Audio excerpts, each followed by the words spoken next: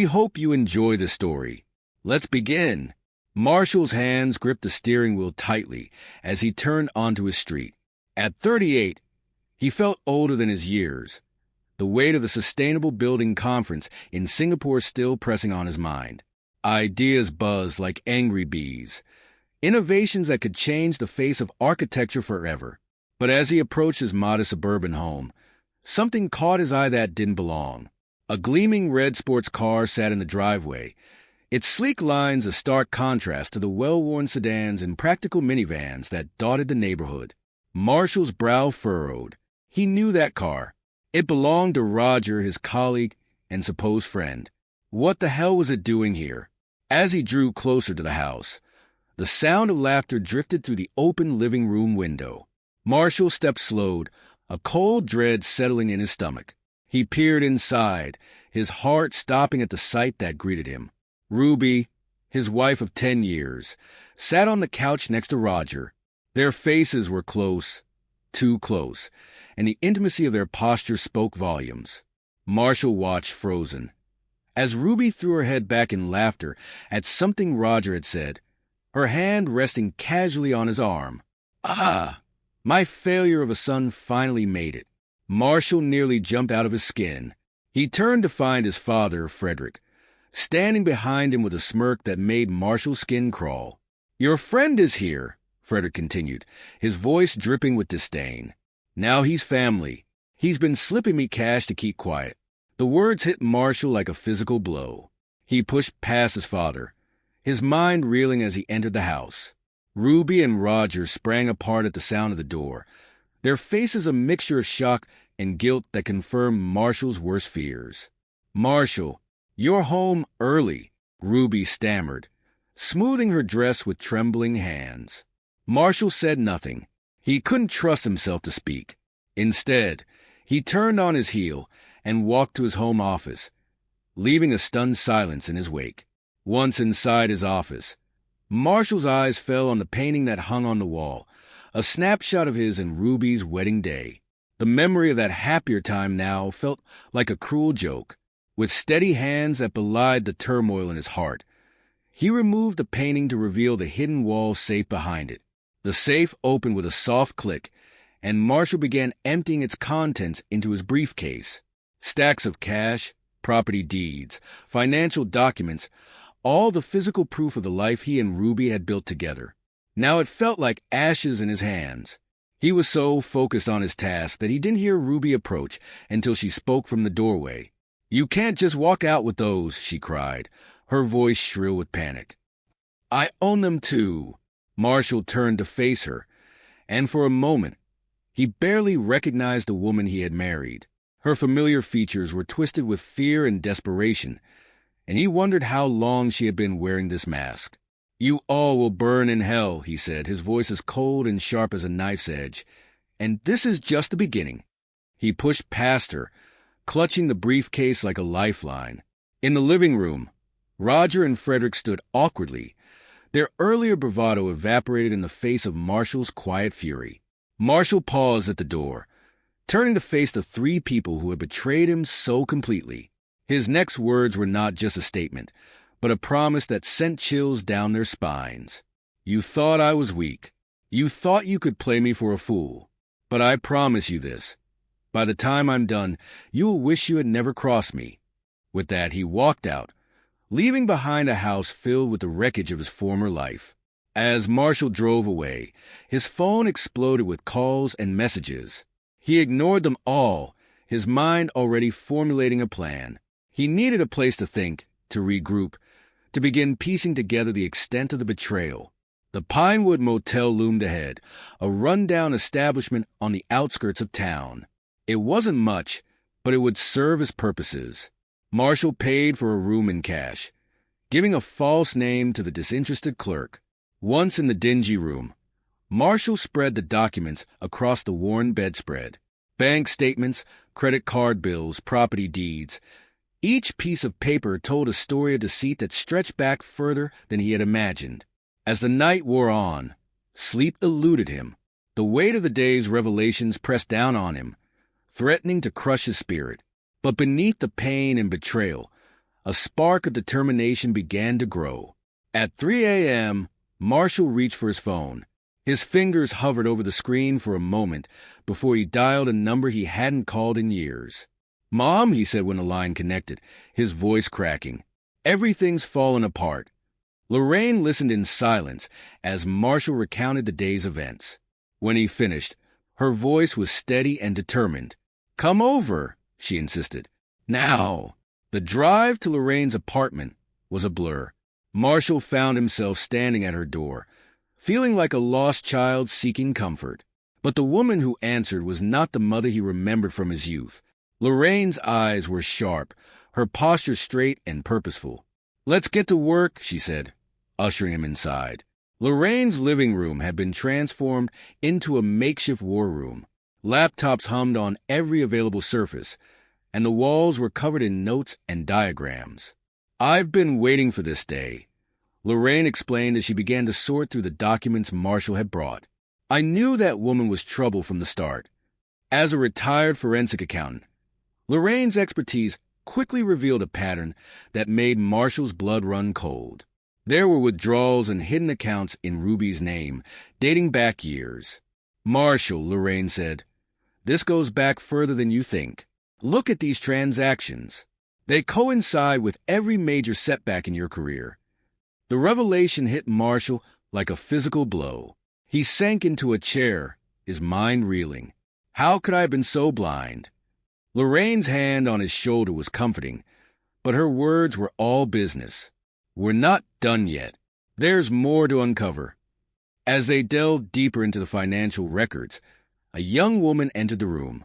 She couldn't have been more than 25, with bright eyes that spoke of a sharp intelligence. "Marshall, this is Nina," Lorraine introduced. "She's a cybersecurity expert I've been mentoring. We need to dig deeper legally." Nina nodded, her fingers already flying over a keyboard. "We'll need to gather digital evidence carefully," she explained. "Everything we do has to be above board if we want it to hold up." As they worked, Nina uncovered a series of emails forwarded from Marshall's account to Roger, containing confidential project bids and designs. The betrayal ran deeper than anyone had imagined. As dawn broke, Marshall felt a strange mix of emotions. The pain of betrayal was still raw, but it was now tempered by a sense of purpose. He looked at Lorraine and Nina, these unexpected allies in his darkest hour, and felt a surge of determination. "They thought I was a failure," he said quietly, his voice gaining strength with each word. "I'll show them what failure truly means." Lorraine and Nina exchanged a glance, recognizing the steel in Marshall's voice. The game had changed, and the players had no idea what was coming. As the first rays of sunlight crept through the windows, Marshall stood and stretched. The weight of the past 24 hours pressed down on him. But he refused to be crushed. There was work to be done, a reckoning to be had. The Marshall they knew, the trusting husband, the loyal friend, the dutiful son, was gone. In his place stood a man forged in betrayal, ready to show the world just how dangerous he could be. Carlos Mendoza's office at Urbanscape Developments exuded an aura of success and power. The expansive windows offered a panoramic view of the city skyline, a testament to the many projects Carlos had overseen during his illustrious career. As CEO, he had mentored countless young architects, but few had shown as much promise as Marshall. When his secretary announced Marshall's unexpected visit, Carlos welcomed him warmly. However, the moment Marshall stepped into the office, Carlos sensed something was amiss. The young architect's eyes, usually alight with enthusiasm, now burned with a cold determination that sent a chill down Carlos's spine. "I need your help," Marshall began without preamble, his voice steady and grave. "And you need to know the truth about Roger." Carlos leaned back in his chair, his brow furrowing. "What's this about, Marshall?" In response, Marshall opened his briefcase and began laying out documents on Carlos's desk. As Carlos examined each piece of evidence, his face grew increasingly pale. Project bids with telltale signs of manipulation, designs that were unmistakably Marshall's work but bore Roger's signature, safety reports with glaring omissions. My God, Carlos whispered, his hands shaking slightly as he picked up a particularly damning document. This affects the integrity of our entire industry. Marshall nodded. It goes deeper than you can imagine, Carlos. Roger's been stealing my designs for years, manipulating bids, cutting corners on safety, and he's not working alone. For the next hour, Marshall laid out the entire sordid tale. The betrayal, the affair, the corruption that reached into the highest levels of their profession. By the time he finished, Carlos looked as though he had aged a decade. What do you need from me? Carlos asked, his voice hoarse. Your influence, Marshall replied. Your connections. We need to bring this to light, but in a way that can't be traced back to me. Not yet. Carlos nodded slowly, his mind already working on a plan. We'll start with the Architectural Licensing Board. Anonymous tips, carefully crafted. They won't be able to ignore this. Over the next few days, Carlos and Marshall worked tirelessly, compiling evidence and crafting a series of anonymous reports detailing Roger's history of safety violations and ethical breaches. Each tip was a carefully aimed arrow designed to pierce the armor of Roger's reputation. As the reports began to circulate, Marshall set the next phase of his plan into motion. A charity gala provided the perfect opportunity to leverage his network. With a glass of champagne in hand and a practiced smile on his face, Marshall moved through the crowd, sharing carefully redacted versions of the evidence with key industry players.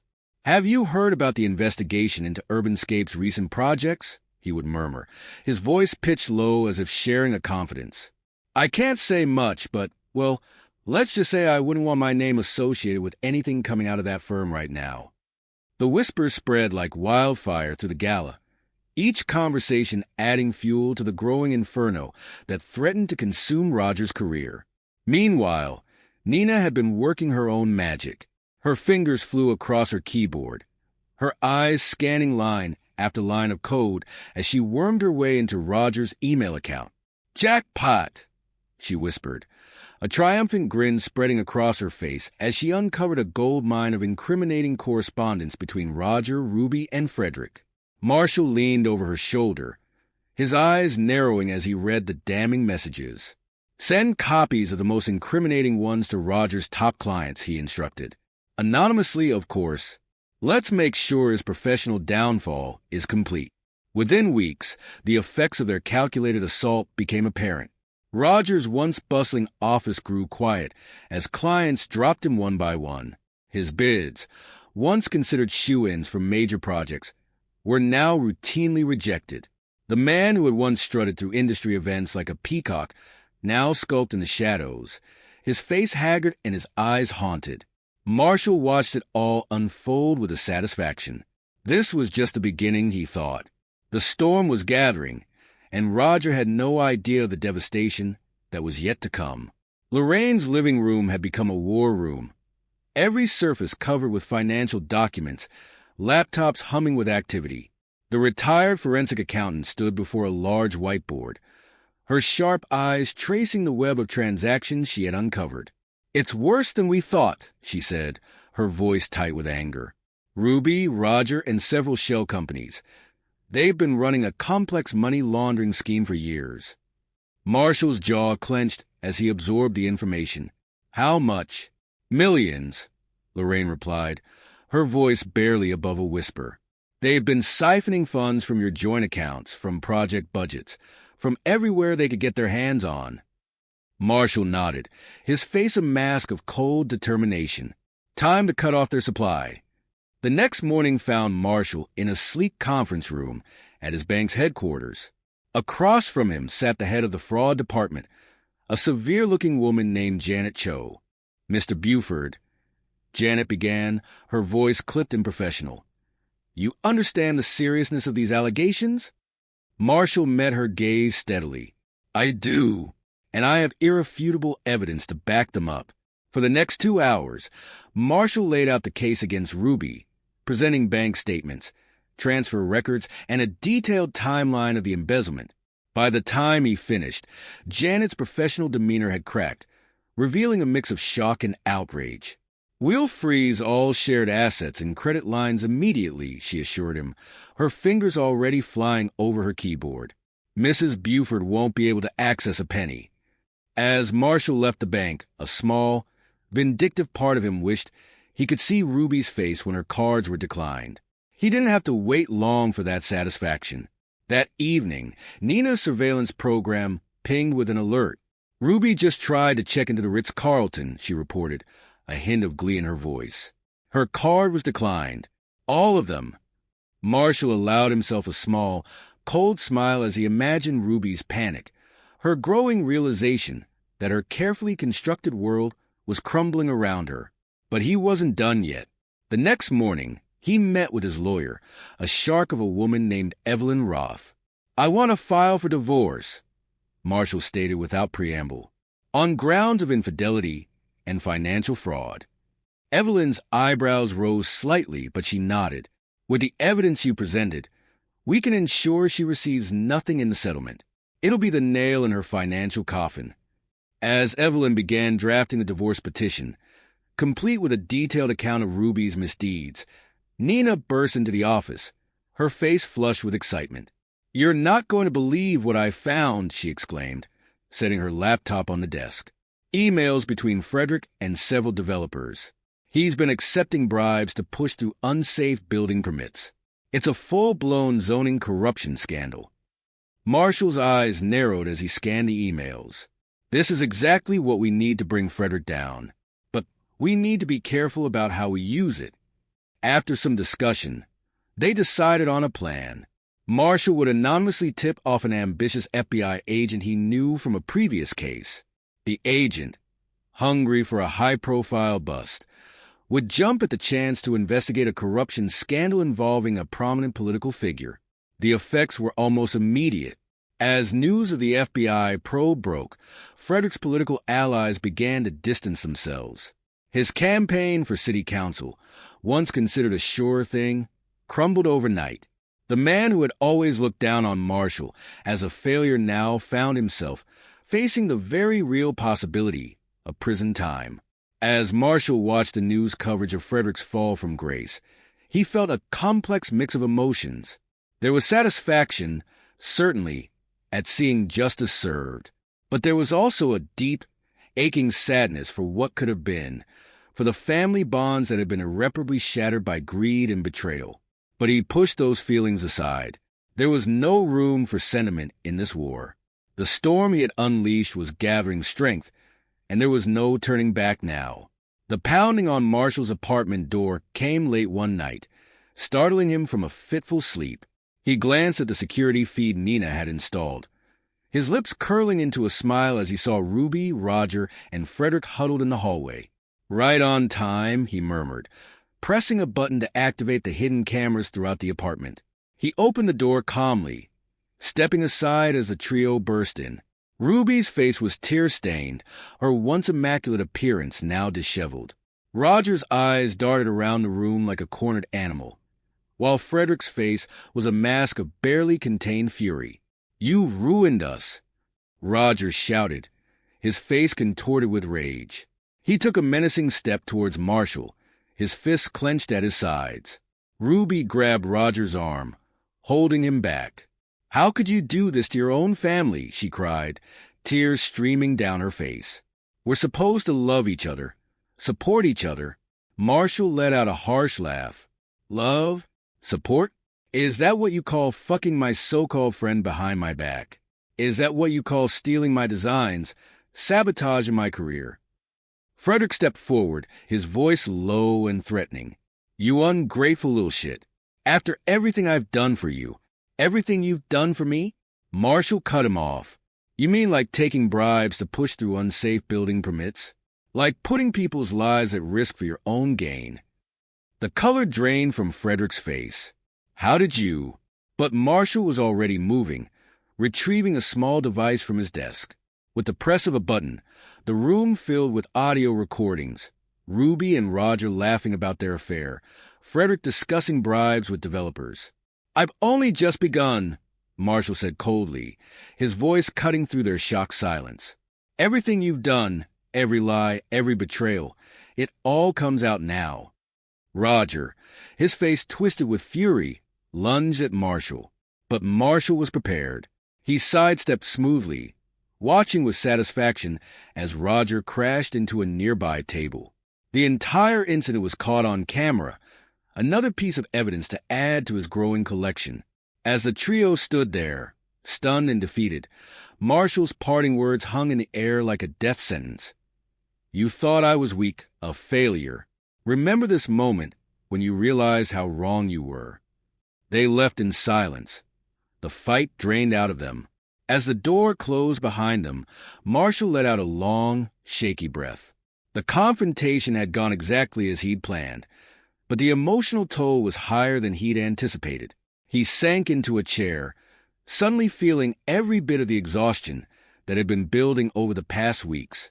The storm he had unleashed was reaching its peak, and there was no turning back now.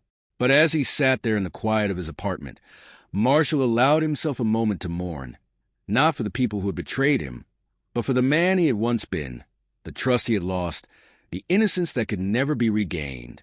Tomorrow, he knew, the war would continue. But for tonight, in the aftermath of this confrontation, Marshall let himself feel the full weight of what he had lost and what he had become. The town hall stood like a sentinel at the heart of the community, its weathered brick facade a testament to the countless meetings and gatherings it had hosted over the years. Tonight, however, it would bear witness to an event unlike any in its long history. Marshall stood backstage, his heart pounding in his chest. The murmur of the gathering crowd filtered through the heavy curtains, a reminder of the magnitude of what he was about to do. He glanced down at the USB drive in his hand, knowing that its contents would shatter the carefully constructed lies that had poisoned his life for so long. As he peered through a gap in the curtains, he caught sight of Ruby, Roger, and Frederick taking their seats near the front. They looked nervous, fidgeting in their chairs and casting furtive glances around the room. They had no idea what was coming. The mayor's introduction seemed to drag on forever. Finally, Marshall heard his name called. Taking a deep breath, he stepped out onto the stage, the bright lights momentarily blinding him. "Good evening, everyone," he began, his voice steady despite the turmoil in his gut. "Thank you all for coming out tonight.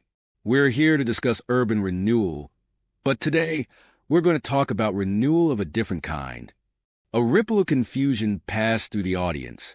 Marshall caught Ruby's eye for a moment, saw the flash of fear that crossed her face. Good, he thought. She should be afraid. With a click of the remote, the first slide appeared on the screen behind him. A gasp rose from the crowd as they saw the damning evidence laid bare. Frederick's signature on bribe receipts, Roger's stolen designs side by side with Marshall's originals, bank statements showing Ruby's systematic embezzlement. "For years," Marshall continued, his voice growing stronger with each word, "our community has been betrayed by those we trusted most. My father, Frederick Buford, has been accepting bribes to push through unsafe building permits, putting countless lives at risk for his own gain." Frederick's face turned ashen, his eyes darting towards the exits. But Marshall was far from done. "My colleague and supposed friend, Roger Dalton, has been stealing my designs and passing them off as his own, all while carrying on an affair with my wife." Roger slumped in his seat, looking as if he might be sick. Ruby, beside him, had tears streaming down her face, but Marshall felt no pity. "And my wife, Ruby, has been embezzling funds not only from our joint accounts, but from various charities and community projects." The crowd's reaction was visceral. Gasps of shock turned to angry murmurs as neighbors turned to stare at the trio with disgust and disbelief. Marshall could see the moment when the full weight of their actions crashed down upon them. As he continued to present the evidence, Marshall noticed a woman in the back of the hall, her phone held high. It was Bridget Chun, a local reporter known for her tenacious pursuit of the truth. She was live streaming the entire event, ensuring that the scandal would reach far beyond the walls of the town hall. The live stream seemed to open a floodgate. Community members began to stand up, sharing their own stories of how they'd been affected by the trio's actions. "My son was injured when that new apartment complex collapsed," one woman cried out, pointing an accusing finger at Frederick. "You approve those faulty designs." "The Youth Center Renovation Fund," another man shouted, his voice thick with emotion. "Ruby, you told us the money had been stolen. It was you all along." As the accusations flew, Ruby, Roger, and Frederick seemed to shrink in their seats. They exchanged panicked glances, clearly realizing that their carefully constructed world was crumbling around them. Unable to bear the onslaught any longer, they stood and made a desperate dash for the exit. But their escape was cut short as they were met at the doors by a wall of angry citizens and a swarm of reporters, alerted by Bridget's live stream.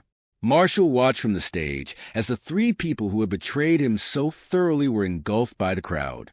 A part of him felt a satisfaction at their downfall, but another part, a part he thought long dead, felt a twinge of something else. Not quite regret, but a sadness for what could have been. As the chaos unfolded, Marshall slipped quietly off the stage. His part in this drama was done. The truth was out, and now it would take on a life of its own. He stepped out into the cool night air, leaving behind the shouts and recriminations. For the first time in months, he felt a weight lift from his shoulders. The lies had been exposed, the betrayals laid bare. Now, perhaps, he could finally begin to move forward. The aftermath of the town hall meeting was a whirlwind of media frenzy and legal proceedings. Marshall found himself at the center of a storm he had created, fielding calls from reporters and investigators alike. But amidst the chaos, an unexpected call came through. "Mr. Buford, this is Yuki Tanaka from EcoVision Architects in Tokyo." Marshall's brow furrowed in confusion. "Ms. Tanaka? I'm not sure I understand. I've seen your designs, Mr. Buford. The ones that Roger Dalton claimed as his own. They're revolutionary. We've been looking for someone with your vision to lead our new eco-friendly development project in Osaka." Marshall felt a surge of emotions, surprise, pride, and a glimmer of hope he hadn't felt in a long time. "I'm flattered, Ms. Tanaka, but how did you—" "The scandal has gone global, Mr. Buford. Your integrity in exposing the corruption, combined with the brilliance of your work, has caught the attention of many in our industry. We at EcoVision believe in second chances and new beginnings. We'd like to offer you that chance." As Yuki outlined the details of the project, Marshall felt a spark of excitement he thought he'd lost forever. This was an opportunity to start fresh, to rebuild his career and his life on his own terms. "I'll need some time to consider your offer, Ms. Tanaka," Marshall said, his mind already racing with possibilities. "Of course. Take all the time you need. We believe you're the right person for this project, Mr. Buford. We'll be waiting for your decision." After hanging up, Marshall sat in silence for a long moment, contemplating the unexpected turn his life had taken. Then, almost on autopilot, he found himself driving to his childhood home. The old family home stood empty, a hollow shell of what it once was. As Marshall pushed open the front door, the hinges creaked in protest, as if the house itself was reluctant to admit him. Dust motes danced in the shafts of sunlight that pierced the gloom, settling on the bare floors where furniture had once stood. The house looked different somehow, smaller and more worn than he remembered. A figure emerged from the shadows of the porch. It was Ruby, looking like a ghost of her former self. "Marshall," she whispered, her voice cracking. I've changed. Please, can't we start over?" She reached out for him, her eyes pleading, but Marshall took a step back.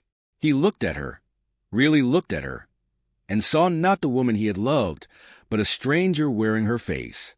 "The time for that is long past, Ruby," he said, his voice firm but not unkind. "I'm not the man you thought you could fool anymore." Ruby's face crumpled, tears welling in her eyes. But Marshall had no comfort to offer her.